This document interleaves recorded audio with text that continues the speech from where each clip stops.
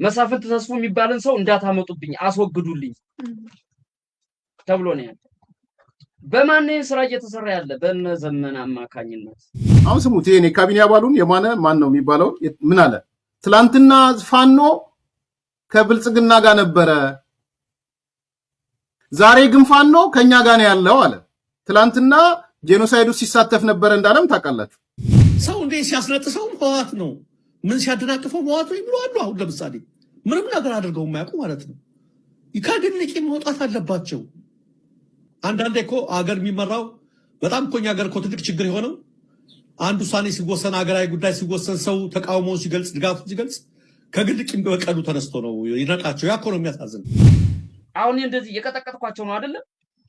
ዘሙዬ ንግሰ ነገስት ዘመነ ብል ሐውልት እንስራለት እንጂ ለዚህ ሰው ተብሎ እንቅስቃሴ ይጀምራል። ኮሚቴ ተዋቅሮ ሐውልት ለመስራት እንደዚህ ነው። አሁን አማራነት የለም፣ ውሸት እኮ ነው። አርበኛ መሳፍንት ተስፉ በጎንደርና በአማራ ክልል የሚንቀሳቀሱ የፋኖና የታጠቁ ኃይሎች ታዋቂ መሪ ናቸው።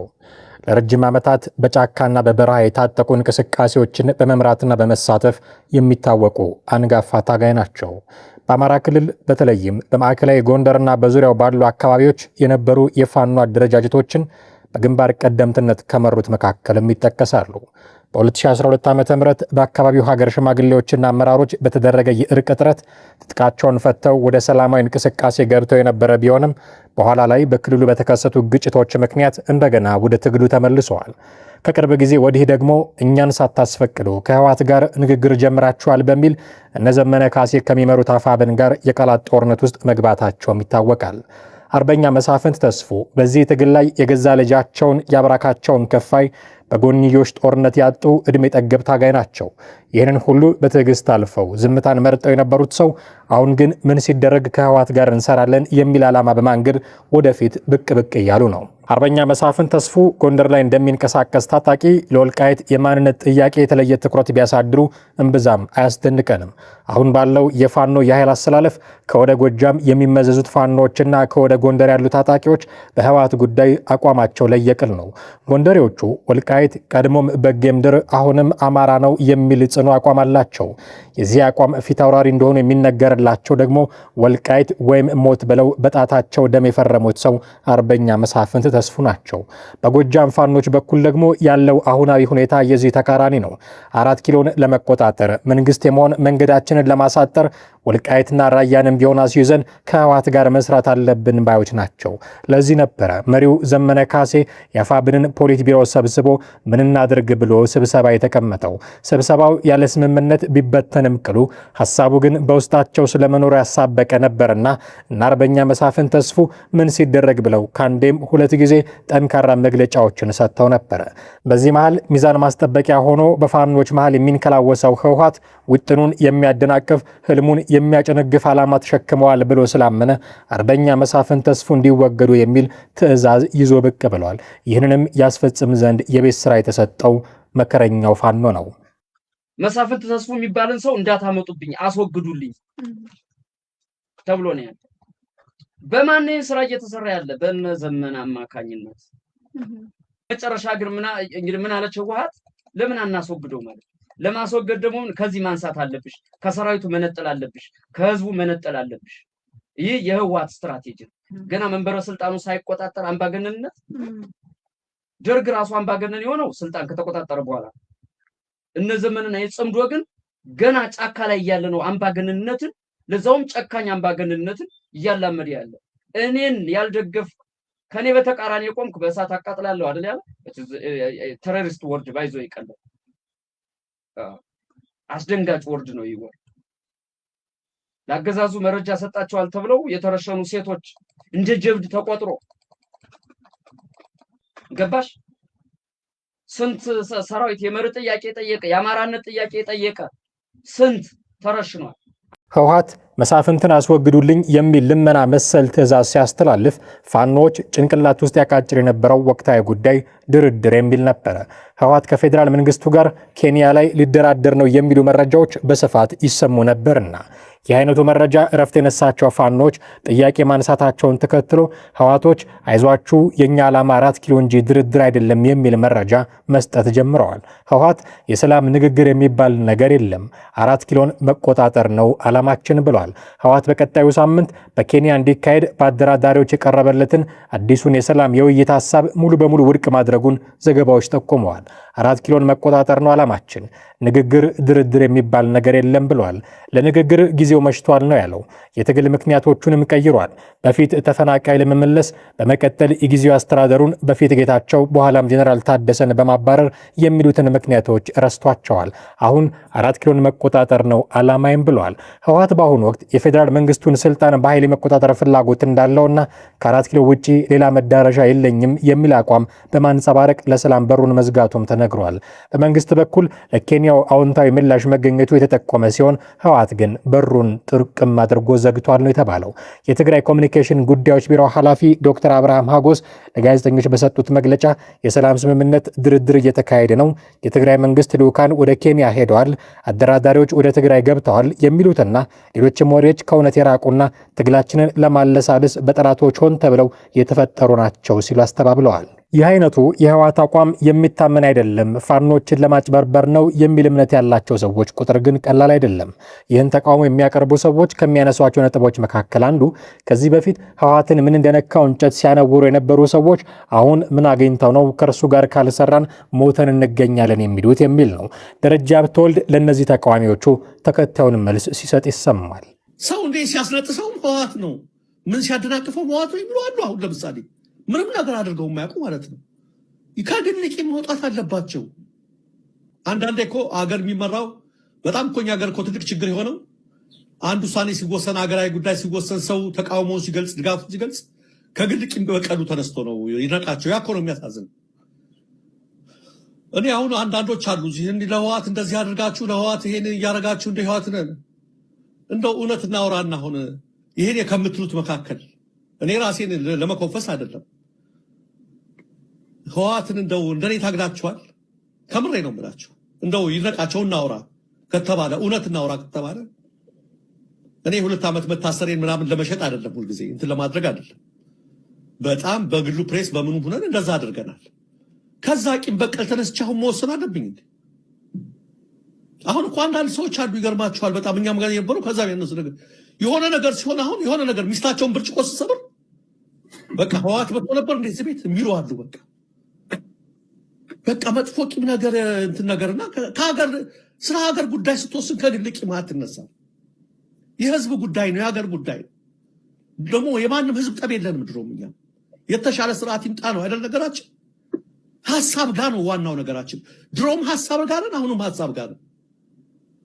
እንዴ ሰው እንዴ ሲያስነጥሰው ህወሓት ነው፣ ምን ሲያደናቅፈው ህወሓት ነው የሚሉ አሉ። አሁን ለምሳሌ ምንም ነገር አድርገው የማያውቁ ማለት ነው። ከግል ቂም መውጣት አለባቸው። አንዳንዱ ደግሞ አብይን እኛም ደግፈነዋል እኮ ኦሮሞ መሆኑን እያወቅን ፕሮቴስታንት መሆኑን እያወቅን ሃይማኖቱ ሳይገድበን ኦሮሞነቱ ሳይገድበን ምንም ሳይገድበን ልባችን እስከሚወጣ ጸልየለት አልወደነዋል እኮ ሀሳቡ የገዛን ሲመስል አይተን ፈትነን ማኔት የቄን ፋሬስ ስንለው ደግሞ ትንቅ ተቃወም ነው። ሌላ እኮ ነገር አይደለም። ይሄን ያደረግነው አንዳንዱ ደግሞ ይዞ አይለቅም። አብይ ትናንትና የማይለቃል አንድ ቦታ ቸክሮና እንደውም አንዱን እኛ የምናውቀውን ሰው የቅርብ ሰው አብይ እያለ አስቸግሯል። አይተወከል ሁሉ ነገር አብይ ጀግናው አንበሳው እያለ እየጻፈ ሲያስቸግር ጠዋትና ማታ ዝናሽ ታያቸው ራሱ አብይን ጠየቀችዋል። ከዚህ ልጅ ጋር ምንድን ያለ እና ትዳር እንዳታፋቱ ተጠንቀቁ ለማለት ነውና ኤኒዌይ እንዲህ አይነት ሰዎችም አሉ፣ እንደዚህ አይነት ሰዎችም አሉና አንዳንዴ አንቸክል በአንድ ቦታ። ደረጀና ወዳጆቹ እንዲህ የሚከራከሩለት ህወሓት ግን ከሰሞኑ ብርቱ የሆነ የድሮን ጥቃት ደጋግሞ እየጎበኘው ነው። ከሰሞኑ የድሮን ጥቃቶች ባሻገር የመከላከያ ሰራዊት በትናንትናው ዕለትም ሌላ የድሮን ጥቃት ፈጽመዋል። በትናንትናው ዕለት ነሐሴ 13 ቀን 2018 ዓ.ም የህወሓት የጦር መሳሪያ ማከማቻ ቦታዎች ናቸው የተባሉ አካባቢዎች የድሮን ጥቃት ተፈጽሞባቸዋል። የድሮን ጥቃቱ በሐውዜን፣ በርሃሌና አዴጉደም እንዲሁም በአፋርና ትግራይ አዋሳኝ ስፍራዎች ላይ ነው የተፈጸመው። ይህ በእንዲህ እንዳለ በዛሬው ዕለትም በመቀሌ አቅራቢያ ከባድ የአየር ጥቃት እንደነበረም ተሰምቷል። በዛሬው ዕለት ነሐሴ 14 ቀን 2018 ዓ.ም ከረፋዱ 5:05 ደቂቃ በመቀሌ ከተማ ከባድ የአየር ድብደባ መፈጸሙንና ከባድ ፍንዳታ መሰማቱን ምንጮች ገልጸዋል። እንዲህ በድሮን ጥቃቶች እየተሰቃየ ካለው ህወሓት ጋር ጥምረት ፈጥረናል የሚል ቃለ ምልልስን ለውጭ ሚዲያዎች ሳይቀር በመስጠት ላይ የሚገኘው ዘመነ ካሴ ታዲያ የሚታገለው ለአማራ ሳይሆን ጎጃም የሚባል ሀገርን ለማዋለድ ነው በሚል ብርቱ ትችት ሲያስተናግድም አድምጠናል። አሁን እንደዚህ የቀጠቀጥኳቸው ነው አይደለም ዘሙዬ ንግሰ ነገስት ዘመነ ብል ሐውልት እንስራለት እንጂ ለዚህ ሰው ተብሎ እንቅስቃሴ ይጀምራል። ኮሚቴ ተዋቅሮ ሐውልት ለመስራት እንደዚህ ነው። አሁን አማራነት የለም። ውሸት እኮ ነው ውሸት።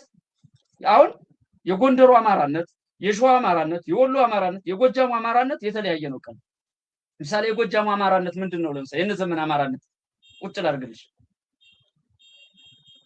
ጎጃምን አገር የማድረግ ጎጃም ሁሉንም የሚቆጣጠር ኢኮኖሚ የሚቆጣጠር ስልጣን የሚቆጣጠር ማህበራዊ ጉዳይን የሚቆጣጠር ግዮን የሚባል አገር አሁን ሸዋውና ጎንደሩ ላይ ነው ያለ ያ ሴንቲሜንት የሰራናት ሀገር ሲልሻል ትክክለኛው እውነት ያንን አማራነት ሲልሻል ትክክለኛ ያለን ይህን አማራነት ጠንካራውን ኢትዮጵያዊነት አይፈልጉት። እነ ዘመነ ከህወሓት በላይ አገር አፍራሾች ናቸው። ዘመነ ካሴ በኮማንድ ፖስት ደረጃ አሁን ያለውን መንግስት ለመጣል የሚታገል ቡድን መስርተናል ባለማግስት የተሰማው ይህ መረጃ በእርግጥም ጎጃምን አገር በማድረግ ይጠናቀቃል ወይ የሚል ብርቱ ጥያቄ ቢነሳበትም ሐሳቡ ግን መንሸራሸሩን ቀጥሏል። ከዚህ በተጨማሪ ደግሞ ፋኖ ላይ የሚነሳው ጥያቄ ከህወሓት ጋር የሚያደርጉትን ጥምረት የሚወስኑት ከላይ ያሉት አመራሮች ብቻ ናቸው የሚል ሆኗል። ከዘመነ ካሴና ከአስረስ ማረዳምጤ ከምሬ ወዳጆና ከሀብቴ ወልዴ ውጪ ሌሎቹ መሬት ላይ ያለውን ውጊያ የሚዋጉት ሰዎች ከህወሓት ጋር ተፈጥሯል የተባለውን ጥምረት እንደ ማንኛውም ሰው ከሚዲያ እንደሚሰሙት ነው መረጃዎች የሚያመላክቱት። አሁን ስሙት። ይሄ ካቢኔ አባሉን የማነ ማን ነው የሚባለው ምን አለ? ትላንትና ፋኖ ከብልጽግና ጋር ነበረ፣ ዛሬ ግን ፋኖ ከኛ ጋር ነው ያለው አለ። ትላንትና ጄኖሳይዱ ሲሳተፍ ነበረ እንዳለም ታውቃላችሁ። ይሄው ሰው ፋኖ ጄኖሳይደር ነው፣ ጊዜው ሲጠበቅ ጊዜውን ጠብቀን ተጠያቂ እናደርገዋለን ብሏል። ዘመነ ግን በቶ ምንድን ነው ያለው? ዘመነ ምንድን ያለው? እኛ የለንበትም፣ ጽምዶ ማለት ፋኖ በጦርነት ወቅት የለበትም። ቢያንስ ዘመነ ባይኖር ምሬ ወዳጆ የት ነበር የነበረው? ዋና መሪ ያልነበረው ምሬ ወዳጆ። ስለዚህ አሁን መተው ምንድን ነው ያሉት? እርስ በራስ ዛሬ መግለጫ ወጥተዋል። መግለጫ ያወጡትን እኔ ዝርዝሩን አላነብላችሁም። የታጣቂዎቹ ግን መግለጫ ወጥተዋል። የአማራ ጽንፈኛ ታጣቂዎች ማለት ነው። በየሚዲያው የሰማችሁት ይመስለኛል። ከአፋብን አባላት ተብሎ በጽምዶ ጉዳይ የሰራዊቱ ድምፅና ውሳኔ ሰጭነት እንዲከበር ስለመጠየቅ ብለው ነው የወጡ ዛሬ። እኛ ስማችንን ለጊዜው አደባባይ ከማውጣት የተቆጠብንና በተለያየ እርከን ያለን የአፋብን አባላት ላለፉት ጥቂት ወራት በመገናኛ ብዙሃን ጽምዶ ስለሚባል የታጣቂ ኃይሎች ስብስብ ስንሰማ ሰንብተናል። በአሁን ጊዜ ጉዳዩ ከፍተኛ ደረጃ መድረሱን ከመገናኛ ብዙሃን ማረጋገጥ ችለናል።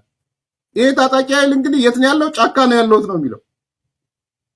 ጫካውኝ ግን ጽምዶ የሚባለውን ነገር የምሰማው ከማን ነው አለ? ከሚዲያ ነው የምሰማው።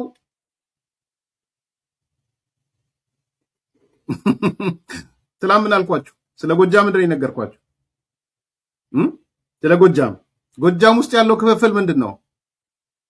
ጎጃም ተውት፣ ጎንደርን ተውት፣ ጎንደር ቶታሊ ተውት። እሱ ጎጃም ላይ ያለው ልዩነት ያኔ ጽምዶን የሚያፈርሰው እስክንድር ነው፣ እስክንድር ሊያፈርስብን ነው፣ እርምጃ ይወሰድ እንወስን በጎጃም እዝ ብለው ሲሉ በእስክንድር ላይ ተስማምተው አስካለን ነው እምቢ ያሉት። ይህን ነግሬያቸዋለሁ። በህይወት ይኑር ይደን እስካሁን የሚታወቅ ነገር የለም። የእስክንድር መረጃ ሳገኝ ያመጣል። ብዙ ሰው ጠይቃችሁኛል። እኔ መረጃ ማገኘው ነገር አለ፣ ግን መጠየቅ አልፈልግም። እውነት ለመናገር መጠየቅ አልፈለኩም። ሲናገሩ ይናገሩት። እስክንድር ያለበትን ቁመና እኔ መናገርም አልፈልግም። የሆነ ነገር ሆነ ቢባል ከዛ በኋላ ግን ምንድነው የሚያነሱት መግለጫቸው ላይ ግልጽ አይደለንም፣ ይሄ በደም ዋጋ የተከፈለበትን የትጥቅ ትግል ወዴት አቅጣጫ የተወሰደ ነው አልገባንም፣ ይሄ ጉዳይ በቀጥታ ለሰራዊቱ ቀርቦ ውሳኔ እንዲሰጥበት ማድረግ በመላው ዓለም የተለመደ አሰራር ነው። ነገር ግን እነ አስረስ እነ ዘመነ እንዲህ አይነት ነገር አላረጉም። ስለ ጽምዶ የምናውቀው ነገር የለም።